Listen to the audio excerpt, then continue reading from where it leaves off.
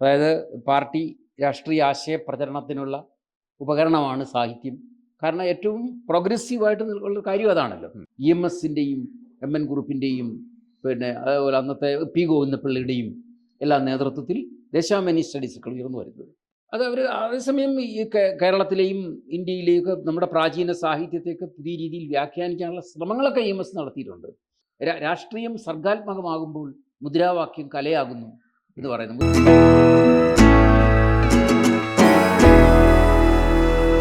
കഴിഞ്ഞ അരനൂറ്റാണ്ട് കാലമായി കേരളത്തിൻ്റെ ധൈഷണിക ലോകത്ത് തൻ്റേത് മാത്രമായ നിലപാടുകൾ കൊണ്ടാണ് B രാജീവൻ ശ്രദ്ധേയനാകുന്നത്. അദ്ദേഹത്തിൻ്റെ രാഷ്ട്രീയ, സാമൂഹ്യ, സാഹിത്യ വിഷയങ്ങളിലും സാംസ്കാരിക വിഷയങ്ങളിലുമൊക്കെയുള്ള നിലപാടുകൾ എന്നും മലയാളിയുടെ ഏറ്റവും ഉറച്ച നിലപാടുകൾ തന്നെയായിരുന്നു.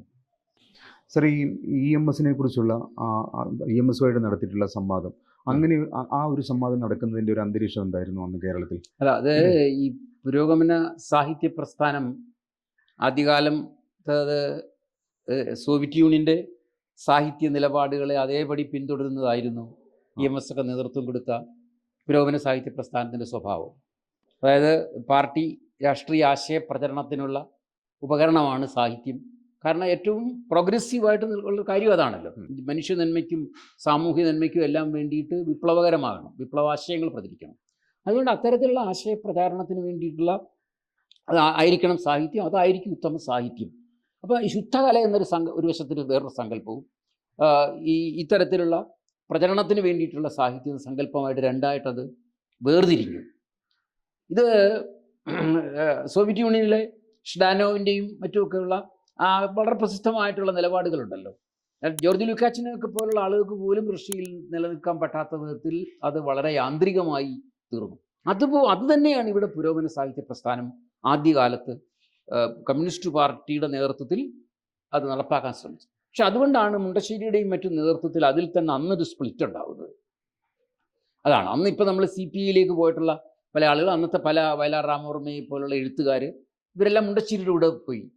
അങ്ങനെ പുരോഗമന സാഹിത്യ പ്രസ്ഥാനത്തിന് അന്ന് തന്നെ രണ്ടായിട്ട് തിരിഞ്ഞു കഴിഞ്ഞപ്പോൾ പിന്നീട് കുറേ കാലത്തേക്ക് ഇത് ഇവിടെ പ്രവർത്തനം ഇല്ലാതായി.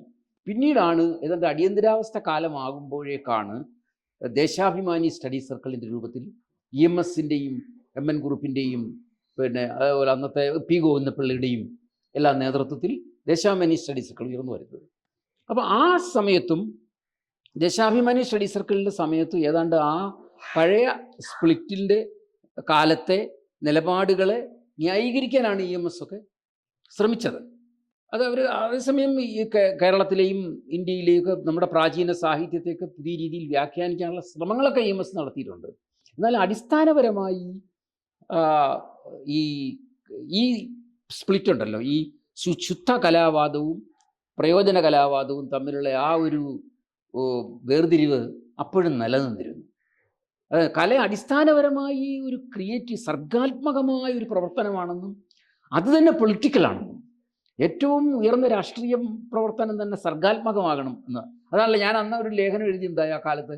ഈ മുദ്രാവാക്യം കലയാകുമ്പോൾ, രാഷ്ട്രീയം സർഗാത്മകമാകുമ്പോൾ മുദ്രാവാക്യം കലയാകുന്നു എന്ന് പറയുന്നത്. രാഷ്ട്രീയം അതാണ്, രാഷ്ട്രീയം സർഗാത്മകമാകണം.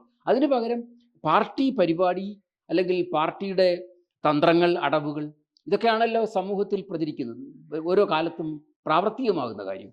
ഈ കാര്യങ്ങളെയൊക്കെ എഴുത്തുകാരൻ ഏറ്റുപിടിക്കണമെന്ന് പറഞ്ഞാൽ അത് വളരെ യാന്ത്രികമായിട്ട് തീരുമെന്നുള്ള ഇതിനെ ചൊല്ലിയാണ് EMS അന്ന് മാതൃഭൂമി ആഴ്ചപ്പതിപ്പിൽ ചർച്ചയ്ക്ക് വേണ്ടി ഒരു ലേഖനം ഈ ആശയങ്ങളൊക്കെ തന്നെ തുടങ്ങി വെച്ചു. ആ തുടങ്ങി വെച്ചപ്പോൾ തന്നെ അത് ഇന്ത്യൻ രീതിയിലാണ്, ധർമാദർശ പ്രചരണമാണ് സാഹിത്യത്തിൻ്റെ ലക്ഷ്യമെന്ന് പഴയ പൗരാണിക ഇന്ത്യൻ പിന്നെ കലാചിന്തകന്മാർ പറഞ്ഞിട്ടുണ്ട്. ധർമാദർശ പ്രചരണമാണ് നമ്മുടെ ഈ കാലത്തെ ധർമാദർശ പ്രചരണം എന്ന് പറഞ്ഞാൽ നമ്മുടെ രാഷ്ട്രീയത്തിൻ്റെ പ്രചരണമാണ്. അപ്പോൾ ധർമാദർശ പ്രചരണം എന്ന് പറയുന്ന ആ ആശയത്തിന് കലയിൽ മാറ്റം വരുന്നില്ല എന്ന് പറഞ്ഞുകൊണ്ടാണ്. പക്ഷെ അതിനെ ഞാൻ വളരെ രൂക്ഷമായി ആക്രമിച്ചുകൊണ്ട് ഏതാണ്ട് മാതൃഭൂമി ആഴ്ചപ്പതിപ്പിൽ ഒരു 4 ലക്കത്തിൽ അതിനൊരു മറുപടി എഴുതുകയുണ്ടായ ആ കാലത്ത്. അപ്പോൾ അതിനെ തുടർന്ന് അവിടെ മുതൽക്ക് EMS ഒക്കെ അതിനെ പരസ്യമായിട്ട് പ്രത്യക്ഷത്തിൽ അതിന് മറുപടി ലേഖനത്തിൽ അതിനെ കാര്യമായി സ്പർശിച്ചില്ല.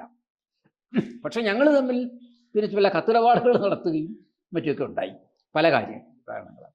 ഇങ്ങനെ വന്നിട്ടാണ് കുറേ ഏതാണ്ടൊരു 10 വർഷം കഴിയുന്നതിന് മുമ്പായിട്ട് തന്നെ EMS ഈ പറഞ്ഞ കാര്യങ്ങൾക്കെല്ലാം ഭാഷാഭൂഷണിയുടെ ഒരു പുതിയ പതിപ്പിൻ്റെ ആ തുടക്കമുണ്ട്. ആ സമയത്ത് അദ്ദേഹം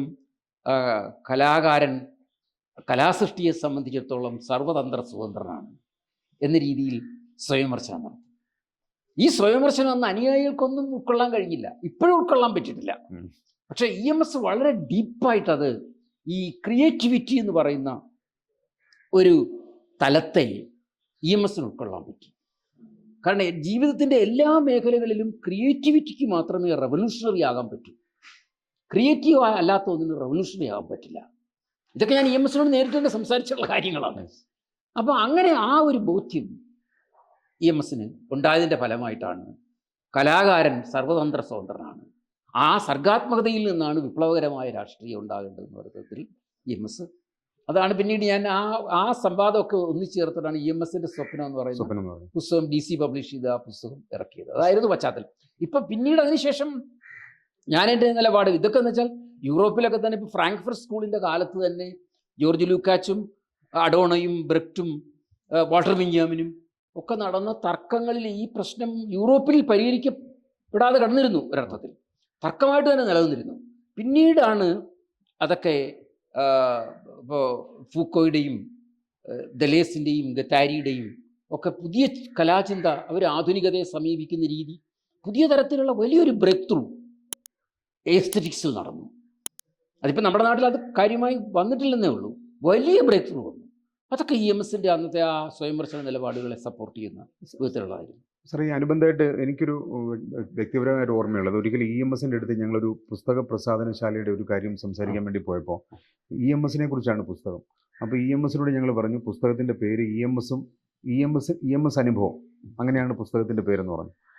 അപ്പോൾ EMS പറഞ്ഞു EMS അനുഭവം യോജിപ്പ് മാത്രം പോരാ, ആ പുസ്തകത്തിൽ വിയോജിപ്പും ചേർക്കണം. K. Venu, BRP Bhaskar, MP Narayana Pillai ഇങ്ങനെയുള്ളവരുടെ വിയോജിക്കുന്ന ലേഖനങ്ങൾ ഉൾപ്പെടുത്തണം. പുസ്തകത്തിൻ്റെ പേര് EMS അനുഭവം യോജിപ്പും വിയോജിപ്പും എന്നാക്കണം എന്ന് പറഞ്ഞു. അപ്പോൾ EMS അത്രമാത്രം ഈ പറയുന്ന ഇത്തരം കാര്യങ്ങളിൽ ജനാധിപത്യ ബോധം സൂക്ഷിച്ചിരുന്നു. പിന്നീട് അത് കേരളത്തിൽ അങ്ങനെ നിലനിൽക്കുന്നുണ്ട്? അതില്ല. കാരണം വെച്ചാൽ EMSനെ സംബന്ധിച്ചിടത്തോളം പിന്നെ അവരൊക്കെ ഇപ്പം പാർട്ടി നയങ്ങളുടെ കാര്യത്തിലും അടിസ്ഥാനപരമായിട്ടുള്ള ഇന്ത്യൻ വിപ്ലവത്തിൻ്റെ തന്ത്രങ്ങൾ ആവിഷ്കരിക്കുന്ന കാര്യത്തിലും ഒക്കെ സോവിയറ്റ് യൂണിയനെ പിൻപറ്റിയിരുന്നു എന്നുള്ളത് വാസ്തവമാണ്. അപ്പോൾ ഇവരുടെ എല്ലാം ഒരു ധാർമ്മിക നിലവാരത്തിൻ്റെ അടിസ്ഥാനം ജനാധിപത്യമായിരുന്നു. അതിൽ ആ ഗാന്ധിക്കും വലിയ പങ്കുണ്ട് ഇവരെയൊക്കെ അങ്ങനെ മാറ്റുന്നതിൽ. ആ സ്വാധീനമുണ്ട്. ആദ്യകാല കമ്മ്യൂണിസ്റ്റുകളെ മുഴുവനും അത്തരത്തിൽ ഗാന്ധി സ്വാധീനിച്ചിരുന്നു. കാരണം തത്വത്തിൽ അവർ വിയോജിച്ചുവെങ്കിൽ പോലും ധാർമ്മികമായ ജനാധിപത്യ സങ്കല്പങ്ങളെ സംബന്ധിച്ച് അവരൊക്കെ യോജിച്ചിരുന്നു ആ കാര്യത്തിൽ. അങ്ങനെ ആ കാര്യത്തിൽ അവർ എന്താണ് ഈ അഹങ്കാരമില്ലാത്തവരായി, സ്വാർത്ഥതയില്ലാത്തവരായി, അത് ശരിക്കും മനുഷ്യ ജീവിതം തന്നെ എങ്ങനെ ഒരു റെവല്യൂഷണറി ആക്കണമെങ്കിൽ അതെങ്ങനെ സർഗാത്മകമാകണം എന്നുള്ളതിനെക്കുറിച്ചൊക്കെയുള്ള ആ ധാരണ ഉണ്ടായിരുന്നവരാണ്. അതിൻ്റെയൊക്കെ പ്രതിഫലനമാണത്. അതാണ് ജനാധിപത്യം എന്ന് പറയുന്നത്. സാറേ, പക്ഷേ റഷ്യയിലൊക്കെ തന്നെ ഈ ലെനിന് ശേഷം സ്റ്റാലിൻ വന്നു. ഈ പറഞ്ഞ സ്റ്റാലിനിസത്തിൻ്റെ ഒരു കാലം പിന്നീട് വളരെ ഇരുണ്ട കാലം എന്നുള്ള രീതിയിൽ ചരിത്രത്തിൽ രേഖപ്പെടുത്തിയിട്ടുണ്ട്. അപ്പോൾ അതിൻ്റെയൊക്കെ സ്വാധീനം തുടർന്ന് ഇവിടെയും വന്നിട്ടില്ല? അല്ല, അത് വന്നല്ലോ. അതാണല്ലോ ഞാൻ നേരത്തെ ഈ പറഞ്ഞല്ലോ, ഈ പുരോഗമന സാഹിത്യ പ്രസ്ഥാന കാലത്ത് ആ ശക്തിയാണ് നിലനിന്നിരുന്നത്. രാഷ്ട്രീയ രംഗത്ത് അത് ഇന്നും തുടരുന്നു. ഇന്നും ഇപ്പോൾ കേരളത്തിലെ ഇടതുപക്ഷ പ്രസ്ഥാനം, പ്രത്യേകിച്ച് മാർക്സിസ്റ്റ് പാർട്ടി പിന്തുടരുന്നത് അതുതന്നെയാണ്. ആ പഴയ, അതുകൊണ്ടാണല്ലോ ഞാൻ നേരത്തെ സൂചിപ്പിച്ചല്ലോ, ഈ മുതലാളിത്ത വികസനത്തിലൂടെയാണ് സോഷ്യലിസം വരേണ്ടതെന്നാണ് ഉള്ള വളരെ തെറ്റായ ഒരു ധാരണ അവർ നിലനിർത്തുകയും, അതുപോലെ പിന്നെ പാർട്ടി സർവാധിപത്യം എന്നുള്ളത് ഒഴിവാക്കാൻ പറ്റില്ല എന്ന് വിചാരിക്കുകയും ചെയ്യുന്നുണ്ട്. പാർട്ടിയുടെ സമഗ്രാധിപത്യം നിലനിർത്തിക്കൊണ്ട് മാത്രമേ സോഷ്യലിസത്തിലേക്ക് പോകാൻ പറ്റൂ. എന്നുവെച്ചാൽ വേറെ പാർട്ടിയെ ഒന്നും അനുവദിക്കാത്ത, വേറെ നമ്മൾ പറയുന്ന ലിബറൽ ജനാധിപത്യം എന്ന് അവർ പറയുന്ന ആ ഒരു ഇതിനെ തുടച്ചു മാറ്റണം. അതാണ് ഇപ്പോൾ കലാലയങ്ങളിൽ പോലും വേറെ പിന്നെ പാർട്ടികളെ ഒന്നും മത്സരിക്കാൻ അനുവദിക്കാതിരിക്കുക. അവർ പൊളിറ്റിക്കലി കറക്റ്റാണ് അവരെ സംബന്ധിച്ചിടത്തോളം. കാരണം എന്താ? പാർട്ടി സർവാധിപത്യം. പാർട്ടി സർവാധിപത്യമാണ് വരാനിരിക്കുന്ന ജനാധിപത്യത്തിലേക്കുള്ള വഴി എന്നാണ് അവർ വിചാരിക്കുന്നത്. ഒരിക്കലും വരാത്തൊരു ജനാധിപത്യമാണ്. കാരണം എന്ന് വെച്ചാൽ സർവാധിപത്യത്തെ, ഫാസിസത്തെ ജനാധിപത്യം കൊണ്ട് മാത്രമേ നേരിടാൻ കഴിയുള്ളൂ. അതിന് പകരം ഒരു സർവാധിപത്യം കൊണ്ട് നേരിടാൻ പറ്റില്ല. കേരളത്തിലെ ഇടതുപക്ഷ പ്രസ്ഥാനത്തിന് പറ്റിയിരിക്കുന്ന ഏറ്റവും വലിയ തെറ്റായ ധാരണ അതുതന്നെയാണ്. മോഡിയുടെ സർവാധിപത്യത്തെ നേരിടണമെങ്കിൽ, ഫാസിസത്തെ നേരിടണമെങ്കിൽ ഇവിടെ ജനാധിപത്യം വളർത്തിക്കൊണ്ട് വേണം അത് ചെയ്യേണ്ടത്. വലിയ ജനങ്ങളുടെ ശക്തി അതിലൂടെ പുറത്തു വരും. പാർട്ടിയുടെ ശക്തിയല്ല, ജനങ്ങളുടെ ശക്തി പുറത്തു വരണമെങ്കിൽ ജനാധിപത്യം വികസിപ്പിക്കണം. ജനാധിപത്യം വികസിപ്പിക്കുന്നതിന് പകരം ജനാധിപത്യത്തെ അടയ്ക്കുന്ന, പുറത്തേക്ക് വരും ജനങ്ങളുടെ ശക്തിയെ അടയ്ക്കുന്ന തരത്തിലുള്ള സമീപനമാണ് കേരളത്തിലിപ്പോൾ, ഇന്ത്യയിൽ നിന്നിപ്പോൾ പറയാനില്ല, കേരളത്തിൽ കമ്മ്യൂണിസ്റ്റ് പാർട്ടി തുടരുന്നത്.